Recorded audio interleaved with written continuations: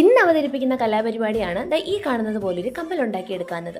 Jewellery making എന്ന ആഗ്രഹം വന്ന് കയറിയിട്ട് കുറച്ച് ദിവസമായിട്ടേ ഉള്ളൂ. വെറുതെ ഇരിക്കുമ്പോൾ ഓരോ വീഡിയോ കണ്ട് അതെല്ലാം എനിക്ക് ചെയ്യണമെന്ന് പറഞ്ഞ് ഞാൻ വാങ്ങിച്ചു വെച്ച സാധനങ്ങളാണ് കേട്ടോ. വാങ്ങി വെച്ചത് മാത്രമേ ഓർമ്മയുള്ളൂ. അതിനുശേഷം ഞാൻ ഇന്ന് വരെ അതിനെ കൈകൊണ്ട് പോലും തൊട്ടിട്ടില്ല. എനിക്ക് എത്ര ഇഷ്ടമുള്ള കാര്യമാണെങ്കിലും മടി പിടിച്ചാൽ പിന്നെ ഞാൻ പഞ്ചായത്ത് പോലും തിരിഞ്ഞു നോക്കുന്നത് വർഷങ്ങൾ കഴിഞ്ഞിട്ടായിരിക്കും. അങ്ങനെ ഇന്നാണ് ആ ശുഭദിനം വന്നെത്തിയത്. പിന്നെ BEd പഠിച്ചതുകൊണ്ട് OHP ഷീറ്റൊക്കെ ആവശ്യത്തിലധികം വീട്ടിലുണ്ട്.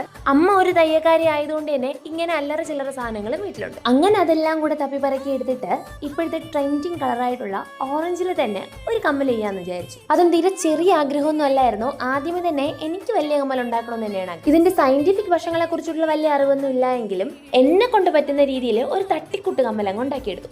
ആദ്യം താഴെ 3 തൂക്ക് കൊടുത്തു, പിന്നെ അത് 5 എടുത്തു. ഇത് ഉണ്ടാക്കി തുടങ്ങിയപ്പോൾ ഇല്ലാത്ത കോൺഫിഡൻസ് പകുതി ആയപ്പോഴത്തേക്ക് എനിക്ക് വന്നു. അത് പിന്നെ ഓവർ കോൺഫിഡൻസ് ആയോ എന്നറിയില്ല.